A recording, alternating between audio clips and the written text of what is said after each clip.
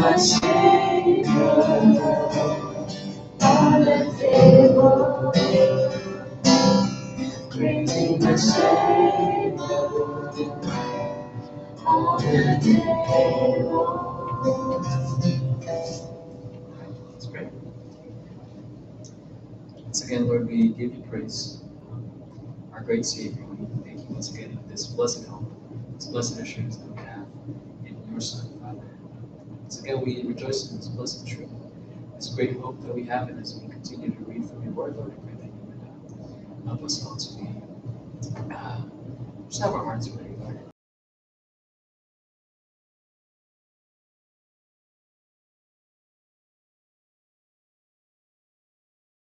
Thank you, Lord, to have clear understanding. And as Pastor Chris teaches us, we can give him wisdom as well. And speak through him and God to us, Lord, that it may be clear as well. I ask that you bless everybody on their way, Lord. Everyone who's able to speak as well. I'll give this time to you. Thank you, Christ. All right. Well, good evening, everyone. It's good to be with you. Good to see you guys for our Bible study tonight. We do have a few people who will be missing, just so you know. We're praising God because Michelle got to graduate. She finished her master's degree.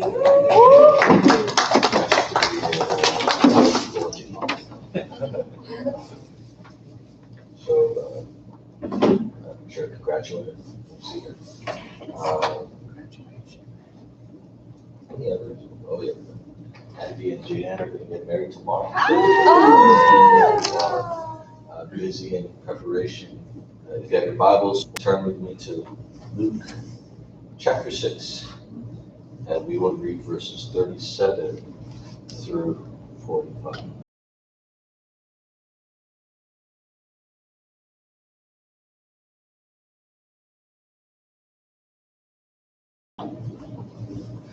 And John, if you could read that for us. Judge not, and you will not be judged. Condemn not, and you will not be condemned. Forgive, and you will be forgiven. Give, and you will be given.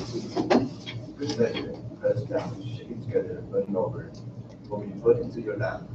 For with the measure you use it, will be measured back to you. He also told them a parable, and a blind man lead a blind man.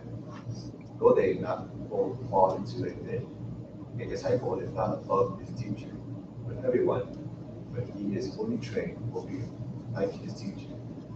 Why do you see the speck that is in your brother's eye, but do not notice the log that is in your own eye? How can you say to your brother, Brother, let me take out the speck that is in your eye, and you yourself do not see the log that is in your own eye?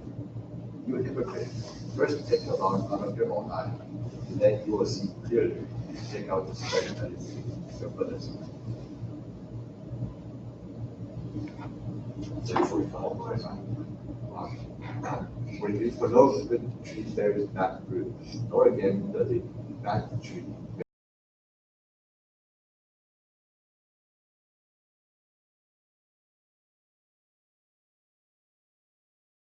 from a bush. The good person out of the good treasure of his heart produces good, and the evil person out of the evil treasure produces evil. For out of the abundance of the heart, the mouth speaks. Thank you, sir. Let's pray together. We'll jump right in. Heavenly Father, thank you for this evening. Thank you for your kindness to us, your faithfulness to us this past week. We thank you, Lord, for those who are particularly blessed for Michelle. She's graduating, and for Andy and Jane as they enter into marriage together tomorrow. These are just some evidences of your mercy and your goodness towards our congregation. So, Lord, we thank you for what you're doing. And we do continue to pray that you would bless our evening together here as we examine chapter 6 and think on your words. Would you draw us closer to you? Would you help us to reflect upon the state of our own hearts? Would you allow us to grow and to be more like your Son, Jesus Christ, as a result of our time in your word? So bless our evening to that end. In Jesus' name. Amen. So we are right in the middle of Jesus' Sermon on the Mount or the Sermon on the Plain. He has been absolutely amazing in how he has been teaching the crowds. Jesus doesn't teach like anybody else. He hasn't taught these crowds the same way the rabbis taught. And so what Jesus has been doing since the beginning of this chapter, really, since verse 20, he's been giving the crowds a sermon or a lesson on what followers of the Messiah look like, marks of Christians, things that identify people as those who are disciples of Jesus himself. He's really been, to kind of paraphrase, my disciples, my people look like this. This is who they are. This is what they do. He's been doing that since the Beatitudes. And even as you were studying last week, you saw that he was teaching the same sort of thing. That this is who my people are. This is what they do. And one of the great dangers, though, when you read a text like this, when you read a passage like this, is that you fall into the temptation of thinking that Jesus' instructions here are just things that we need to work on as far as externals. These are things that I now have to do in order to be better at being a Christian. The temptation is to think of passages like this simply talking about external behavior modification. Now, what do I mean?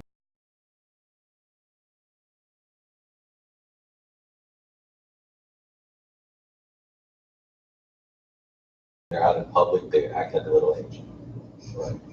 You know that they know how to change their behavior for certain people, before certain people groups, right? Or this is that person who, you know how at school they are an absolute terror when it comes to their peers. They like to tease people. They like to bully people. They like to throw their weight around as far as their popularity is concerned. But then when the teacher walks into the classroom, it's like they are a teacher's little pet. Right? They have those externals that they're able to convince people that I am a certain way, as opposed to actually really being that. And sometimes Christians fall into that trap as well. They fall into this trap of there's a certain way I need to look. There's a certain code of behavior that I have to follow in order to be a Christian. And so some people will read a text like this and say, you know what? These are the things that I have to do in order to appear as a Christian. That's not what Jesus is doing in this text. What Jesus is doing is talking about these are the marks of my believers. The disciples who follow me, the people who call me Messiah, they are like this. And so, for example, if I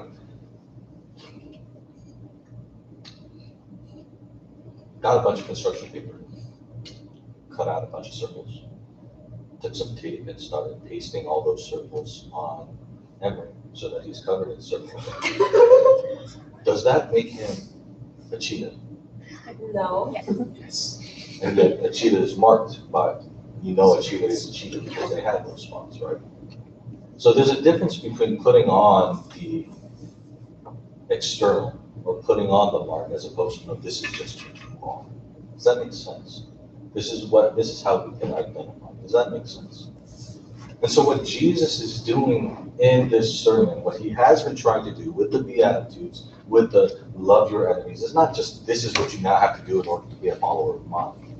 He's been saying, if you are a follower of mine, these are the things that mark you. I can tell, you can tell, anybody can tell that you are one of my people because this is your heart. This is who you are. This is how you act. This is how you think. There's a difference between that and, oh, I just got to do these things now. Does that make sense? Hopefully, as we continue to go through our text, we'll be able to pick up on that a little bit more clearly. So let's start at verse 37. Jesus continues on in giving examples of what it looks like to be his follower. And we see, beginning in verse 37 through 38, two negative examples of what Jesus' people do, and two positive examples of what Jesus do. One of the things that Christians do is they know how to forgive people.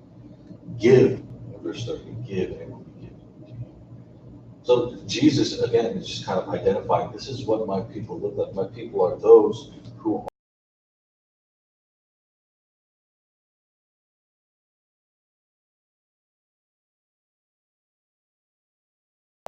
instead they pardon and they give. This is right on the heels of him talking about love your enemies. And it's such a strong illustration, because what do we do when we call somebody our enemy? We view them, we judge them, we condemn them as someone who's not like us. When we call somebody an enemy, we say they are not for us, they are against us. We call somebody our enemy, we have a judgment in our minds and our hearts about who that person, who that individual is. They are not me, they are not liked by me, they are not of me, they are of a different tribe of people, and so I am against them. Make those judgment calls. So Jesus, again, trying to develop his argument about loving enemies, he says, my people love our enemies because we do not judge. We do not judge, we do not condemn. Instead, we pardon and forgive. Because if this is our heart, if our heart as a Christian is to pardon, if our heart is to give, if that's our nature, how could we call someone an enemy and hate them? Because my nature, my desire is to pardon and forgive. Right? You see how those things are related. See how he begins to build on what he's talking about. Love your enemies. Now, having said that, we should be careful at this point. We should be careful because we want to qualify the term judge or the term condemn. We want to make sure we do not misunderstand what Jesus is actually trying to teach you. This verse 37, this verse is well known among Christians and non-Christians alike. Many have abused this verse. Some are looking to justify their sins. Some are even well-meaning Christians who say, no, you have to love everybody regardless of what the situation may be. Just accept everything.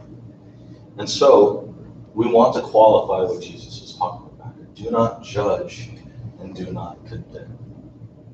And how many times in your own life, in your own relationships with other people, with other Christians, how many times have you heard some variation of this phrase, you can't judge me. Don't judge me. The Bible says you shouldn't judge, or my personal favorite, only God can judge me. Right? Some variation of that. Usually that's on the heels of, I'm in sin, I know I'm in sin, everybody knows I'm in sin, but the only person who can judge me is God, so get off my back. Usually that's kind of the context that's and they'll look at a verse like verse 37 and say, look, it is explicit. And this is an imperative. In the Greek, Jesus is using an imperative. Do not, it's a command, do not judge. So what is he talking about? Are those people right when they say only God can judge me? Are those people right when they say don't judge me, you can't tell me what to do, you can't tell me what's right or what's wrong, only God can do that, you're not him? Are they right in that estimation? Well, they're right in the sense that you aren't God. You are not God. I am not God. The pastors are not God. John MacArthur is not God. The parents are not God. We are not God. But we do have God's word. There's a difference, and it's important that we get that difference. Jesus is not telling his believers here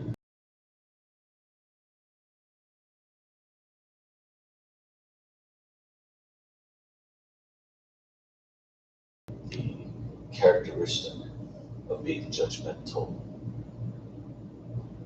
Do you hear that? Do you see that?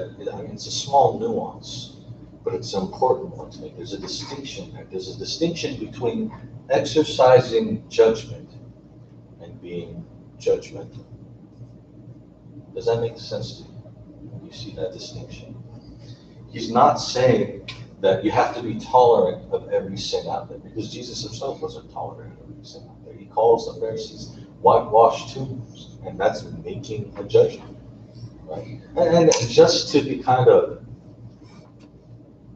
practical and logical, is it even possible to go through this life and not make any judgments?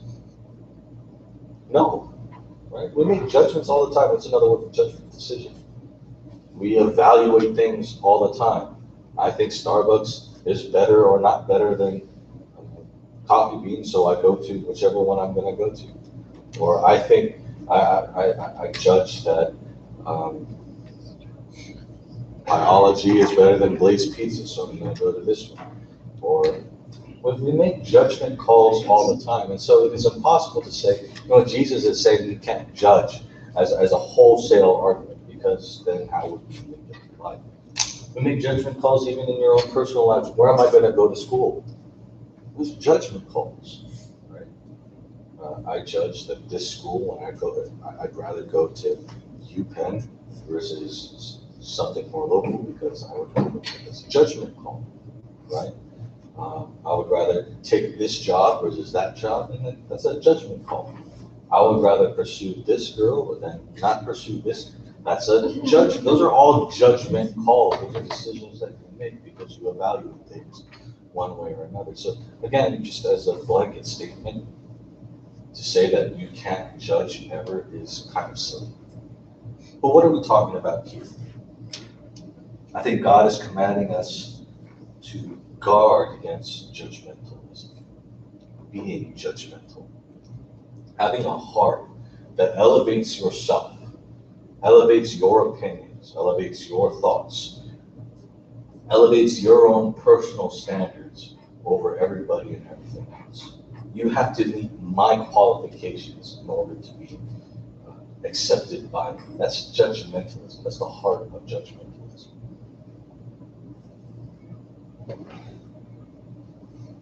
We know that God does command us to exercise discernment. So again, another reason why this can't be just don't have any judgment ever, or don't ever exercise judgment, tolerate everything. It's because God does command us to exercise discernment. Turn with me to 1 Corinthians chapter 5.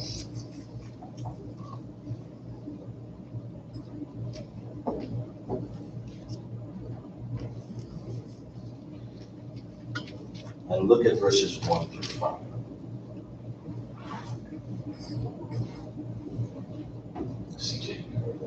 I already knew he's going to call me. One through 5. Yes, that's exactly how it works. It is actually reported that there is sexual immorality among you, and a kind that is not tolerated even among pagans. For a man has his father's wife, and you are everything. Ought you not rather to mourn? Let him who has done this be removed from among you. For though absent in body, I am present in spirit, and as if present, I have already pronounced judgment on the one who did such a thing. When you are assembled in the name of the Lord Jesus, and my spirit is present with the power of our Lord Jesus, you are to deliver this man to Satan for the destruction of the flesh, so that his spirit may be saved in the day of his life. I mean, this entire episode, it's kind of what you find in the letter of 1 Corinthians to begin. There are all kinds of problems with this congregation. It's a relatively new congregation. They have a lot of worldly philosophy mixed in at the start of their congregation, their life as a church. And so there are things that need to be ironed out. And one of the issues that has gone on in this church is that there is an individual who is sleeping with a relative, and the church has said, kumbaya, let's love them anyway. And Paul's not having it. He says, y'all can't be doing this. number one, this is sin. So I'm condemning these two in the sense of you guys are not following God's word, God's law. And so quite obviously you're not honoring God as God. And on the second hand, he says, you as a local church, by accepting this, have dishonored God as well. Or by tolerating this, by even approving of something like this, have dishonored God, have been disobedient to him. And so what Paul is doing just in that entire passage, verse, Jesus says, do not judge. So Paul is sinning. Is that the conclusion we come to? I don't think so. I think what Paul is doing is something different from being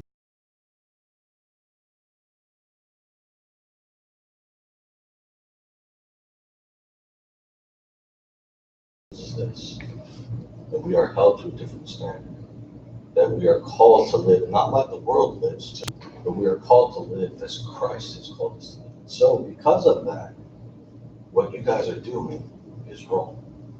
It is sin. And if your goal and your aim is to honor God, you will stop. That's exercising judgment. That's not judgmentalism. Let's also look at Galatians chapter 1. Galatians 1, verses 6 to 9.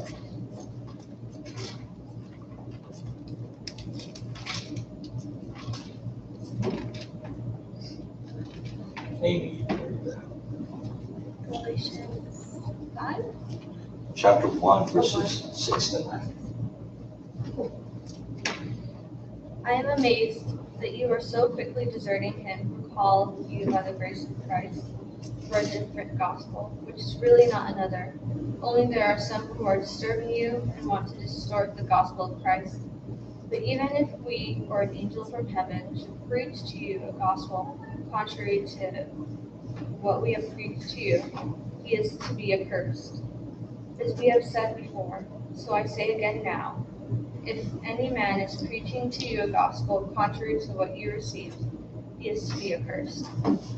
So Paul brings his same exercising of judgment to the doctrine of salvation, to how we know we can be saved. And we understand what salvation is, at least from the Christian standpoint. Salvation is not something that we do, it's not something that we earn.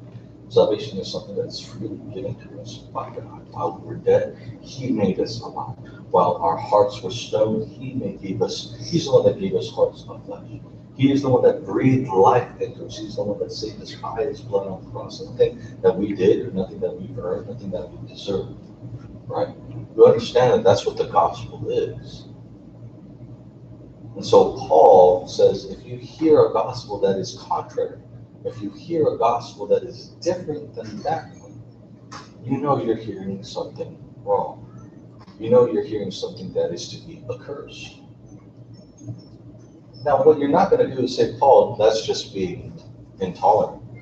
Paul, you're judging, stop judging. You're not going to say that because you realize what the stakes are.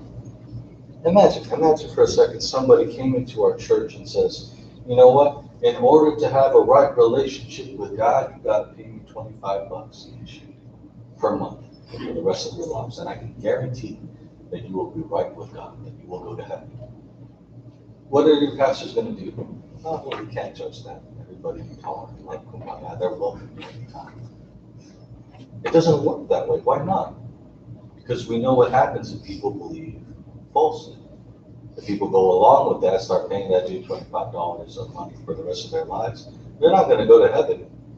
They're just going to be broke. So again, this idea that what Jesus is saying, do not judge, don't ever just love everybody and be tolerant of everything, that can't be the case because we see it quite clearly. Jesus exercises discernment. He exercises judgment, calls out the Pharisees when he needs to call out the Pharisees. Paul does it, John does it, everybody in the New Testament who is a saint, who is put forth as an example for us, they do it because they are looking to judge things not by the worldly standards, but they're looking to judge things by God's standards.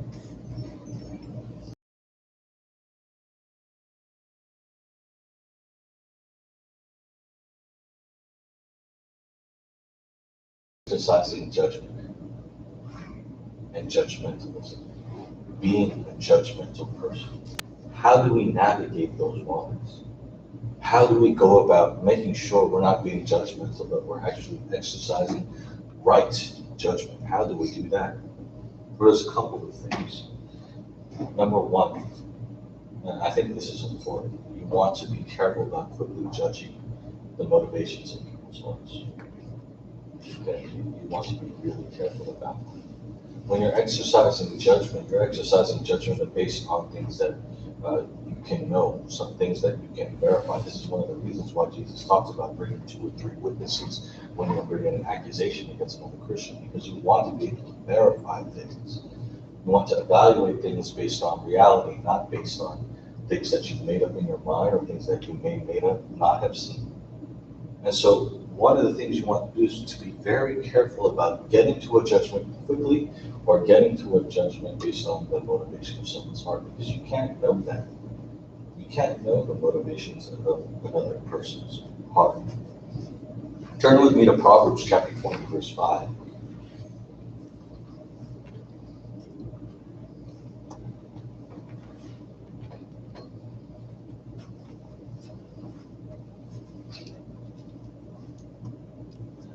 So you can read that.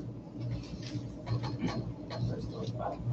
Proverbs chapter 20, verse 5. Proverbs chapter 20, verse 5. The purpose in a man's heart is like deep water, but a man of understanding will draw it out. So this is just kind of a general wisdom saying. But the purpose of a man's heart is like deep water. And what that is trying to say is it's not something that you can necessarily fathom. It's not something that you can easily understand. You think about the ocean. If you ever look at the ocean, it's beautiful. It's beautiful. You stand on the beach, you look out on the ocean. It's beautiful, and that's one level. But you already know from your own experiences, even just barely underneath the surface, you can't really tell what's going on. You don't know what's living in there necessarily. You don't know what has transpired over the last day or so in the ocean just from what you're seeing. It's hard to be able to measure what's going on just from sight alone. And so that's one of the reasons why the writer of Proverbs says that's kind of what the motivations of an individual's heart is like. I mean, you might be able to tell some surface level things, but to really get at everything that's going on is almost impossible. So again, that's one of the reasons why you don't want to be quick to evaluate the motivations of someone's heart. So we can be very judgmental. We can be very judgmental when we do this. Just because you didn't go to Bible study, you're a sinner. You are such a sinner. Oh my goodness. And at the same time, they took their parents to the hospital, right? You didn't know that, but you just kind of judge the motivations of their hearts. You didn't go to Bible study. You didn't show up for Sunday service, right? We can be judgmental in those ways. Now that's, again, to kind of balance that. That's not to say, hey, I haven't seen you at service for a couple of weeks. Is anything going on? So, is anything I can pray for? Anything you need help with? Yes, you want to ask those questions.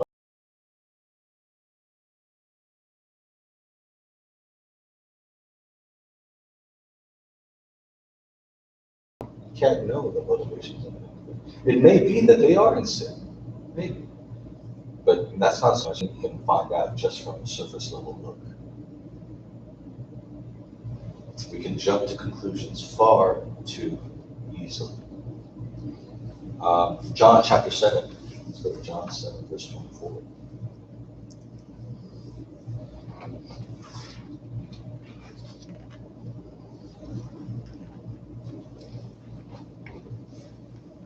Andrew, read that verse. John 7:24. Do not judge according to appearance, but judge with righteous judgment. Do not judge according to appearance, but judge with righteous judgment. Judge rightly. So again, that you hear this even in a normal proverbial language, right? And do not judge a book by its cover. You've heard that before. It's the same sort of principle here. if you are judging things by their cover, if you are judging things just by appearance, you can be judgmental. You're moving into judgmental territory. Things have to look the way that I expect them to look in order for things to be right. And that's judgmentalism. What if there's more going on beyond the surface, beneath the surface? What if there are more circumstances going on than we understand, than we know? Again, this is one of the reasons why Jesus says, my people love their enemies. My people are more inclined to forgive. My people aren't looking to just judge and condemn, but they're looking to pardon and forgive, because we understand this very principle that we're not looking at the world just by appearance, right? I mean, you can do this the other way. You can do this, you can be judgmental in a different way, where you look at the world, and like you go on Instagram, and these people are having the best lives. They're having amazing times with what they've been given. They're going on vacation after vacation. They are living it up according to the world. They are having the greatest time, and we kind of judge it by saying, you know, that's great. And that's by appearance. Little do we know what's going on in their hearts. Little do we actually know what their day-to-day looks like. I mean, y'all heard about Anthony Bourdain this morning. I love his shows. I thought that dude was living it up. Got to have a meal with President Obama. It's just noodles. That guy's got a great life. What's going on with the surface? You can't judge those things by appearance. And to do that is judgmentalism. It's by what I see, by what I feel like, by what I want, as opposed to judging with our judgment. And so this is kind of what Jesus has been teaching. It's what he's been getting at. We're not looking, my people aren't evaluating things by their eyes. They're not looking at things based on what is here on this earth. They're not looking at things from a temporary perspective. They're not judging things by what they want or by what their heart tells them.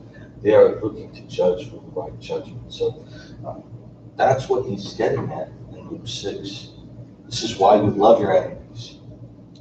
Because you are an individual that does not judge, does not condemn, and instead pardons and gives. And as we move on, look at verse 38. They will pour into your lap a good measure, pressed down, shaken together, and running over. For by your standard of measure, it will be measured to you. He uses an illustration that may be more familiar to this time than us, but what he's talking about is being generous in the way you evaluate other people. Being generous in how you exercise judgment. Being generous in how you view the people around you. And by doing that, you will also receive the same measure from God himself. What does this look like? What does this mean? They will pour into your lap a good measure. And one of the things that was going on during this time in the context, in the culture, is you don't walk around with shopping bags. You don't walk around. When you go to the market, a lot of times what would happen is you would just kind of move the folds of your cloak, and they will pour out stingy with how much grain they give you for the price. And instead they'll be generous with how much grain they give you. Right? You ever go to like a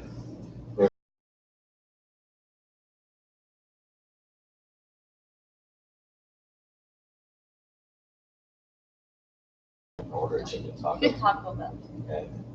and you open up that taco and you see that there are 2 pieces of chicken in it for the whole taco. There are 2 pieces of chicken in the whole taco. That's called being stingy with your chicken. Instead, I would much rather it hook me up, let that taco overflow with me. It's kind of what I want. That's what I hope for. When I pay, I'm hoping that's what I get in return.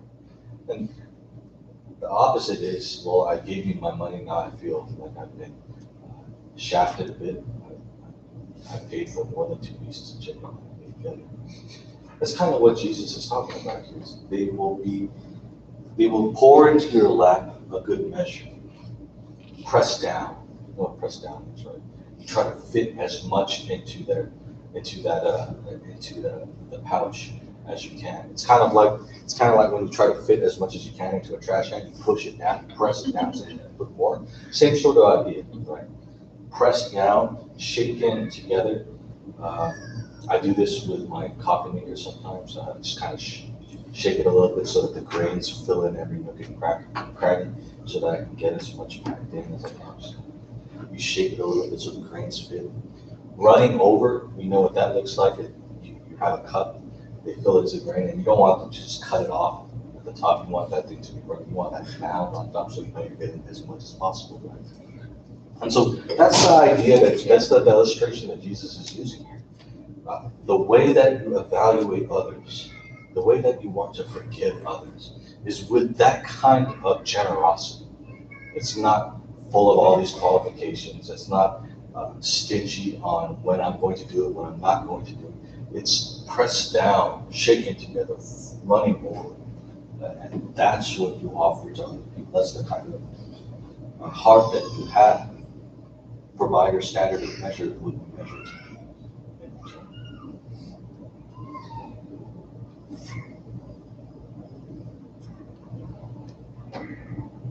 Continues on. Verse 39. He also spoke a parable to them. A blind man cannot guide a blind man.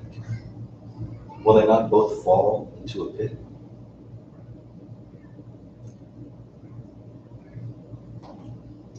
A pupil is not above his teacher, but everyone after he has been fully trained will be like his teacher. There's a danger to being blind to one's own faults. One of the reasons why it's imperative for his people to be like this is because if you know your own sin, you are going to be someone who wants to forgive because you experience the forgiveness of Christ. So a blind man cannot guide a blind man, can he? Well, they will not both fall into the pits. And he is almost like a bridge to the rest of his teaching. You are so inclined to judge. If you are so inclined to be judgmental, and you do not know your own sin, guess what that does to your ability to judge?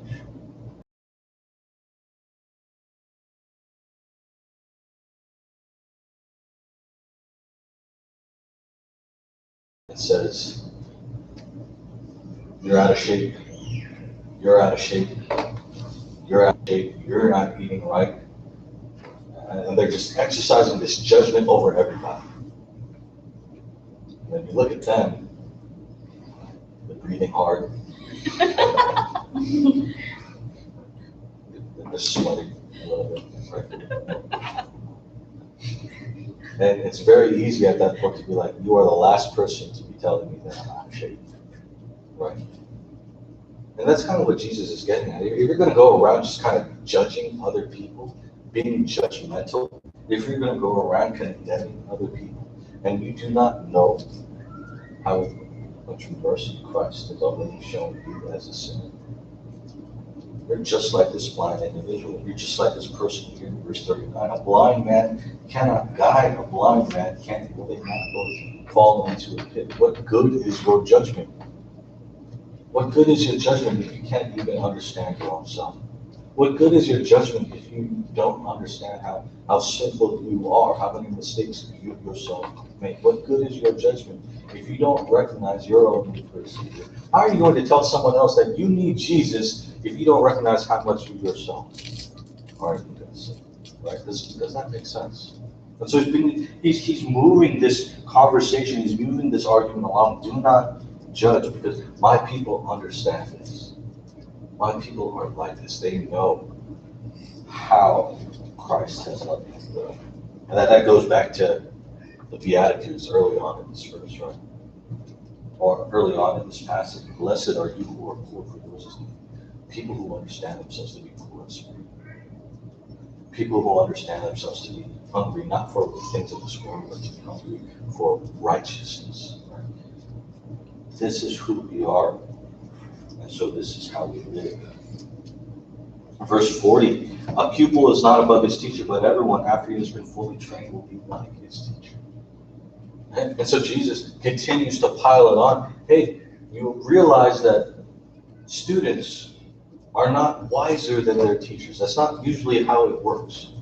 And so if the Messiah himself, if Jesus himself is someone who knows how to forgive, if Jesus himself is someone who knows how to love his enemies, if Jesus is following through on all these things that he's teaching his disciples to do, how is it that we want to say, no, I'm going to do something different, or I'm going to live different?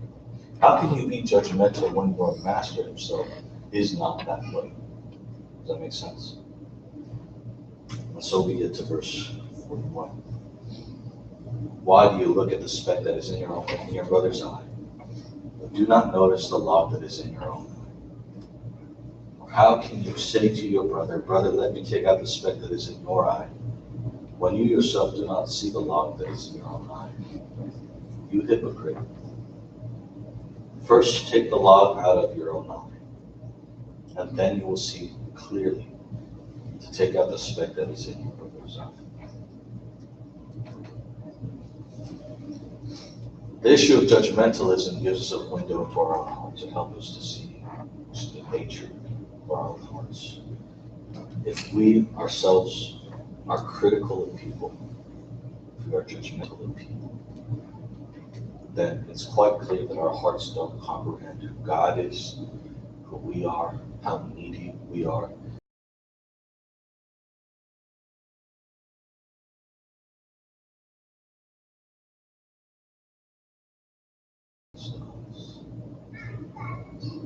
That is why those who judge will be judged. That's why those who condemn will be condemned. And why those who forgive will be forgiven. This is just the kind of person they are. If they are a judgmental person, obviously they don't understand how it is to be judged by God, and so they will be judged because they don't know who God is. But instead, if they have hearts that are looking to forgive, it's because they understand what it is to be forgiven, which means they know the forgiver. Does that make sense? One more time. If I am a judgmental person, that means that I don't understand the judgment against me, which means that I don't know the judge himself. On the opposite side of that, if I am someone who wants to forgive, who's looking to forgive, that's my heart. It's because I know what it is to be forgiven, which means I know the one who is the forgiver. And so that's how both of those flesh out. If I judge, I will be judged because I don't know who the judge is. If I forgive, I will be forgiven because I know who the forgiver is. That's how those two work. If you are aware of your own sin, and you know God's extravagant mercy, then you will inevitably be merciful and patient as well. It's interesting, just to follow up on my argument earlier about making sure that we know the difference between exercising judgment and being judgmental. Make sure we realize that exercising judgment is something that we do. You notice how he phrases things in verse 42. He says, you hypocrite, first take the log out of your own eye, and then you will be able to. Then you will see clearly to take out the speck that is in your brother's eye. First, check yourself. First, check your own eye. And then you will be able to clearly take out the log from your brother's eye. What does that mean? You're still supposed to take the log out of your brother's eye. You see that? He's not saying check your own eye and leave it there. That's it. That's all you do. That's all you're supposed to do. Which is what a lot of people want to think about it nowadays.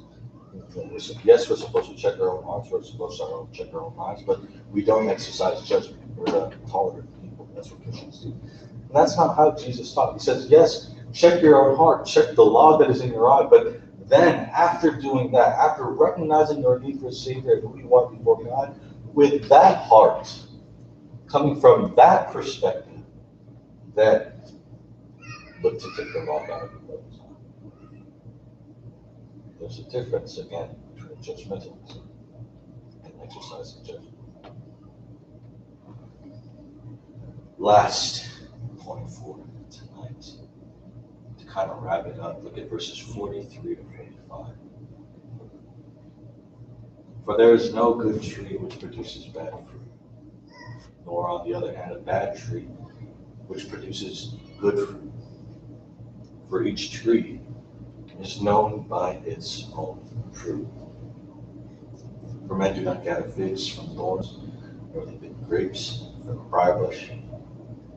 The good man, out of the good treasure of his heart, brings forth what is good.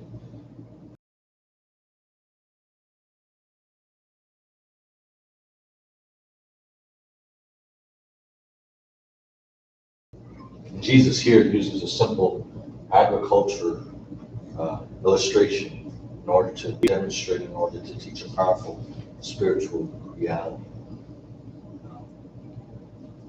We know that many trees look alike.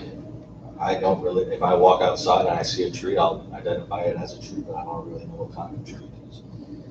But Jesus does remind us that each tree is known by its fruit. You can tell what kind of a tree is by the fruit that it gives. If you see apples on a tree, very likely you're not looking at a maple tree. Right? If you see oranges, you're not looking at a big tree. You understand what kind of a tree it is by the kind of fruit that it bears.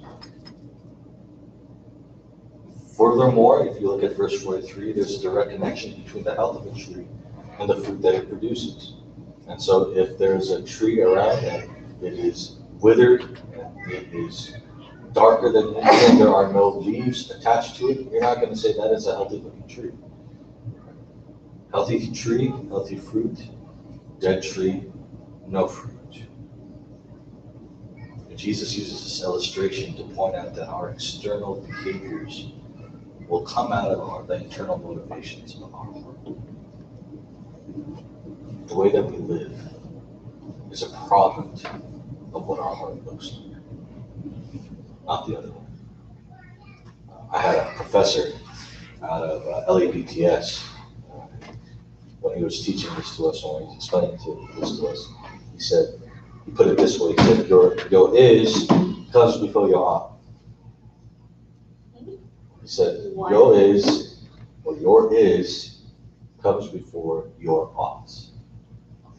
What he means by that, or what he meant by that, is who you are comes before what you do, or what you ought to do.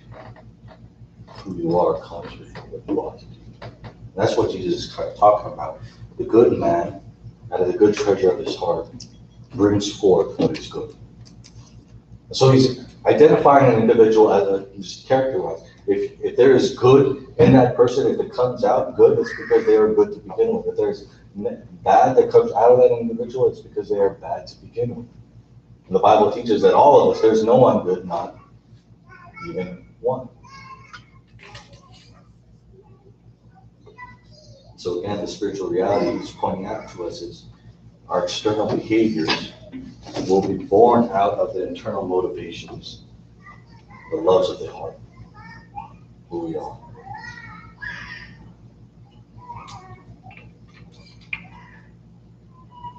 How can I try to illustrate this for us?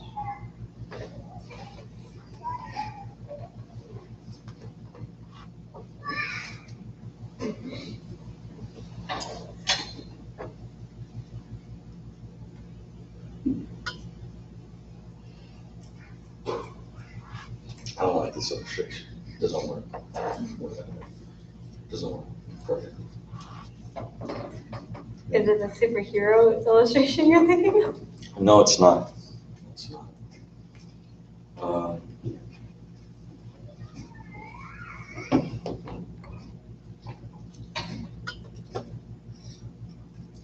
Fellas, well, let me use my own life. When I started to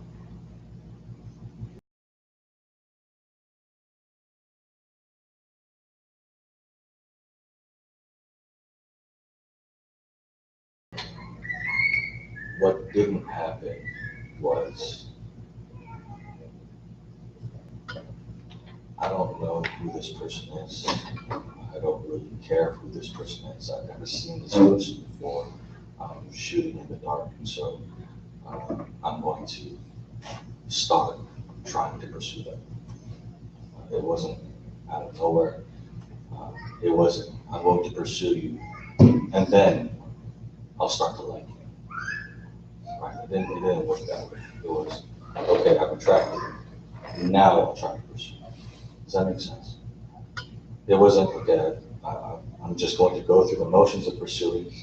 Uh, I'll buy you a birthday gift. I'll take you out on a date if I can. And then I'll start to like you. It doesn't work that way. The actions, the doing, the external behaviors aren't what changed the heart. I wasn't doing those things and then all of a sudden my heart starts to, okay, now I like her. It was the other way around. It was, okay, I'm attracted, I'm seeing all these things. So now my behavior is going to be influenced by the way my heart is. Because my heart is attracted, because I'm seeing things that are godly, things that I am all about. Now I'm going to see, will you spend time with me?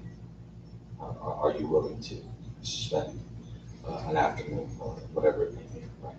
It was the heart that influenced the actions, not the actions that changed my heart. And that's kind of what Jesus is beginning to get at here. It's the heart that where things begin with. It's not like, okay, someone is an angry person, and they vented their anger, and now they become angry. It's not, they were angry to begin with, and that manifests itself in anger. It starts in the heart, and it comes out.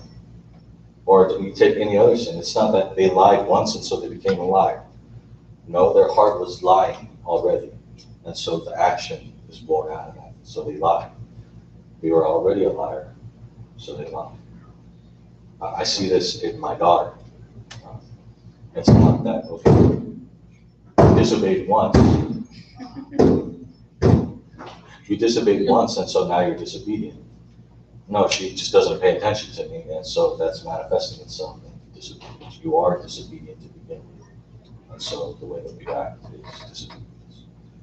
Who you is comes before what you are. Does that make sense?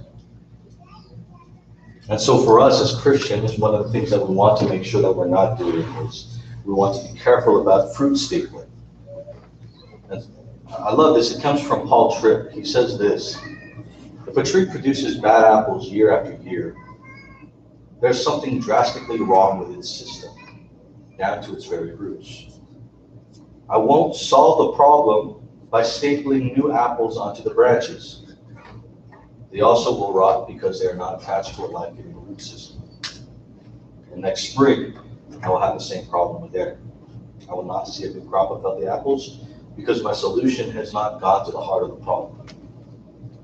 If the tree's roots remain unchanged, and that's what we do so often. Again, I was trying to communicate to you what Jesus is teaching here. It's just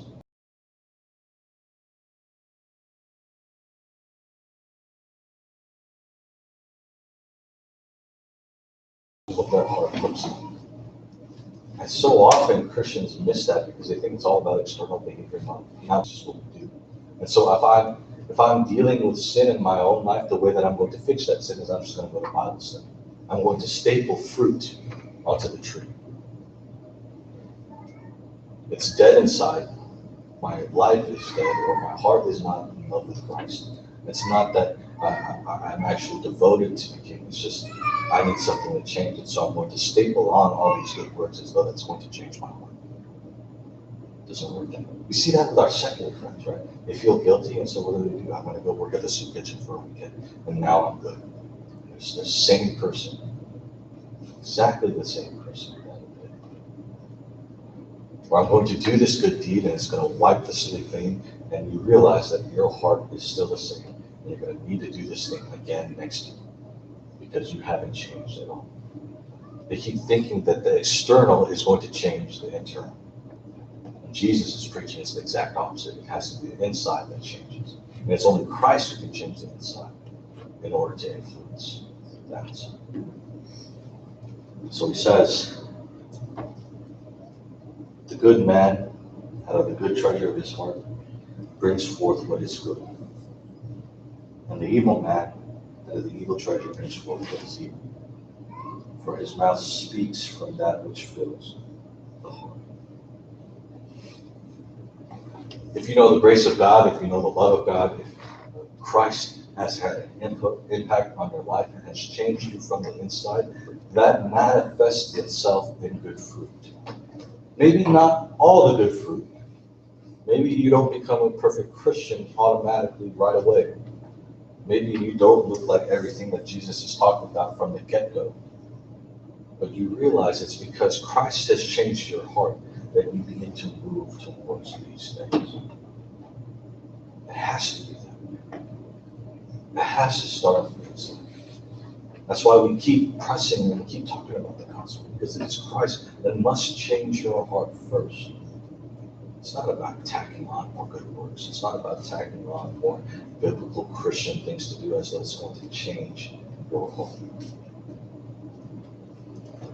So if your life, if you think about what we've looked at already so far in this Sermon on the Mount, and your life does not manifest these qualities, the answer isn't to simply just go to more Bible studies. The answer isn't to show up on Sunday morning more often. The answer isn't to join another ministry. The answer isn't to fill your life with Christian things to do, listen to Christian songs on the radio. Those are all fine and good things that can be helpful for the Christian themselves. But those aren't things that will change your life. It is Christ alone who can change your heart. And so if you're looking at this, you're realizing that this is not me, this is not my heart, then you need to bring that sorry, sinful heart of yours and lay it at the throne of God. Repent of sin. And have Him be who changes your heart so that your heart moves to manifest itself in all these different ways. Those don't change for you. That's fruit statement. Does that make sense? Is there any comment or question or clarification I can make on that?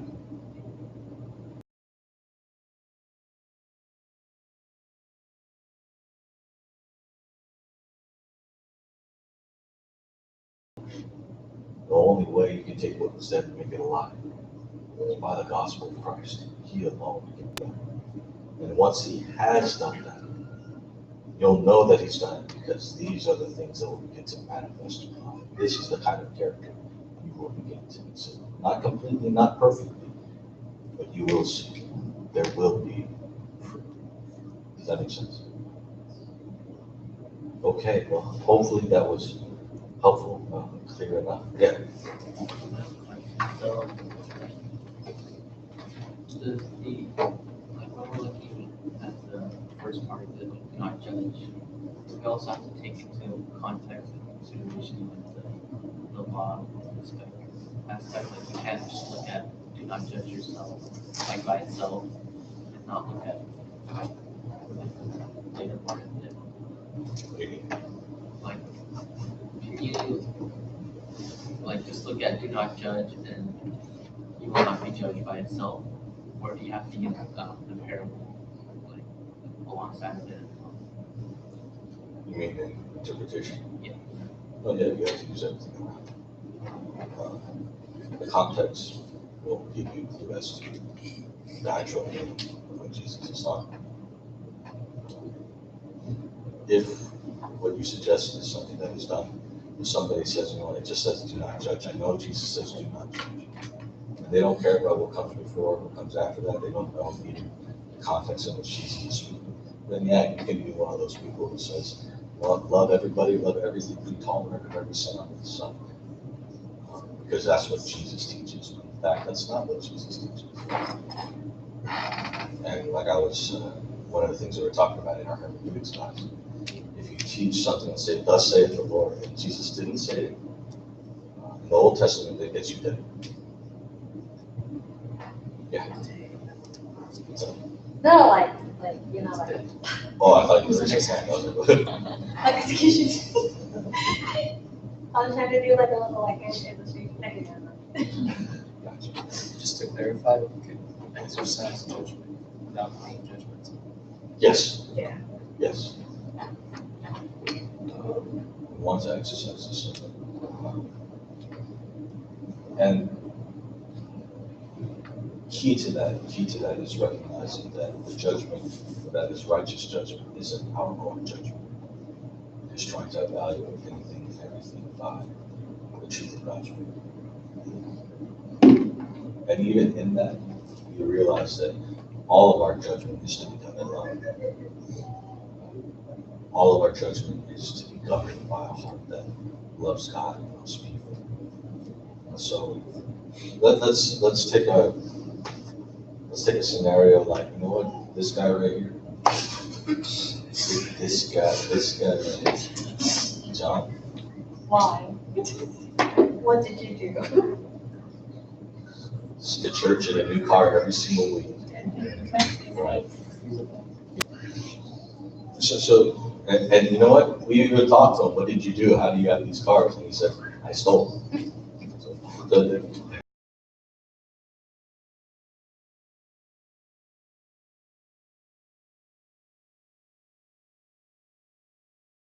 you don't want to be quick to rush to judgment. It's just, now we know for sure that's what he's doing. And he said that's what he's doing. It's clear that that's what he's doing. He's not denying that what he's doing is stealing. What are we not going to do as Christians?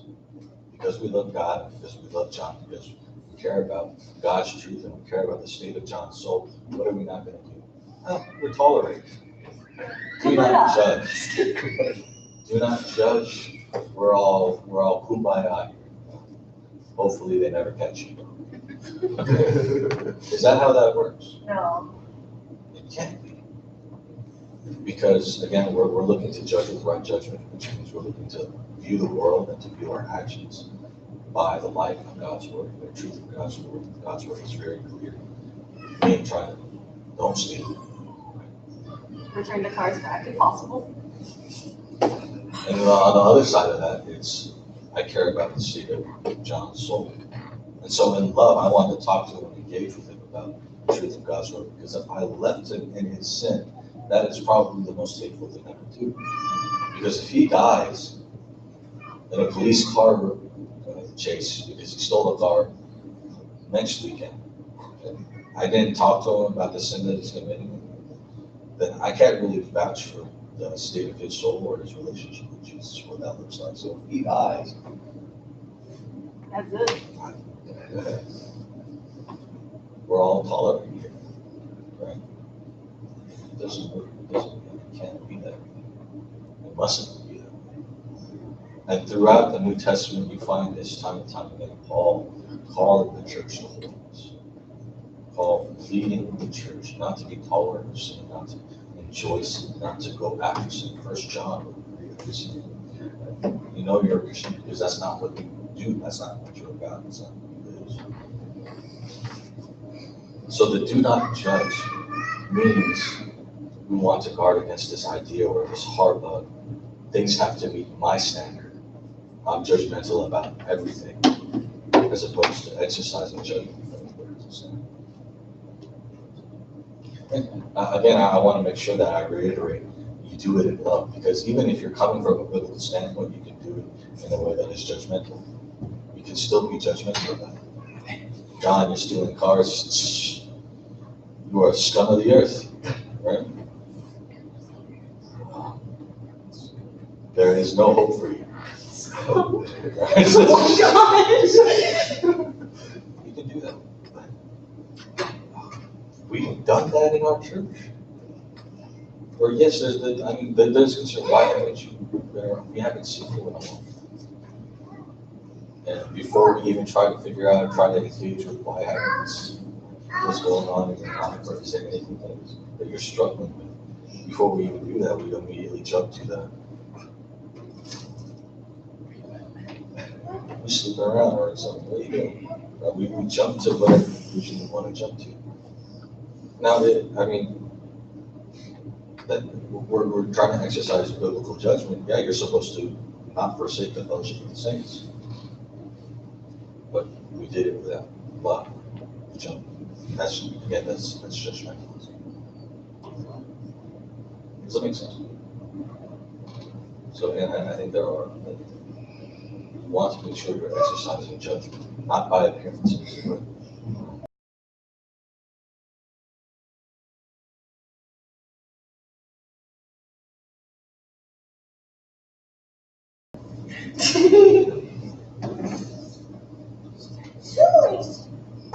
any other questions or thoughts on that?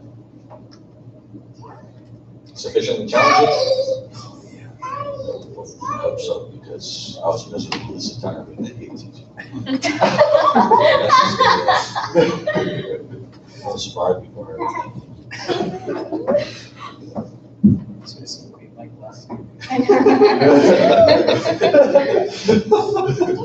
It's like when like hermeneutics, like